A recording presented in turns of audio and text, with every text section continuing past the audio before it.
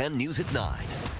In the days after 9/11, they answered the call for help. The Phoenix Fire Department's Urban Search and Rescue Team. Andrew Hasbin talked to one firefighter who, along with his search and rescue dog, made the trip to Ground Zero. They are trained to find people in the harshest environments. And in the days after 9/11, the call went out to the Phoenix Urban Search and Rescue Team. A few days after the attack, John Dean arrived with his dog. You think after 30-some years, you think you've seen most everything once, twice? No, there's no way you could be ready for the amount of devastation that caused. More than 60 Phoenix firefighters headed to Ground Zero after 9/11.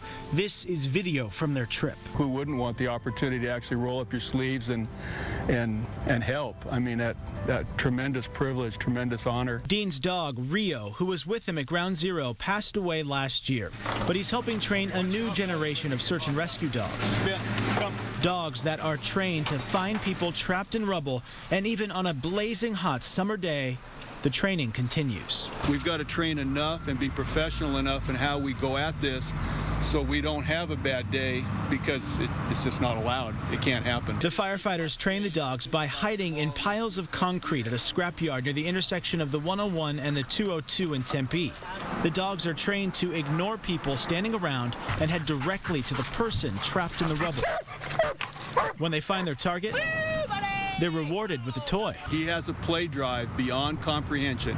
He would jump off that cliff if I threw the toy. My job as a handler, our jobs as handlers, is to not put the dog in that position, but to take that drive and focus it into what we want. Unfortunately, on 9/11, they never found anyone alive in the rubble.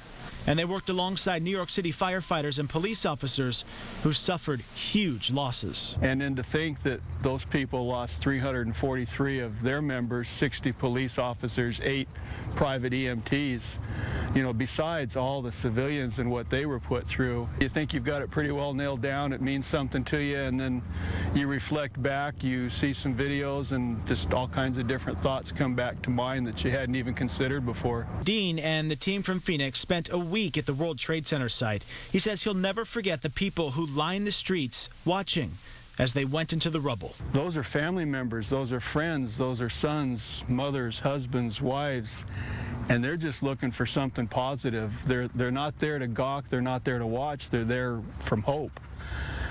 And that put a whole different perspective. I mean, it just changed it reaches down inside and changes who you are to think about what they're going through, watching you go to work and know that their loved one is in there somewhere or was. And it's scenes like that keep the trainers motivated. Even during the hot summer, they are training, preparing for whatever challenges may come.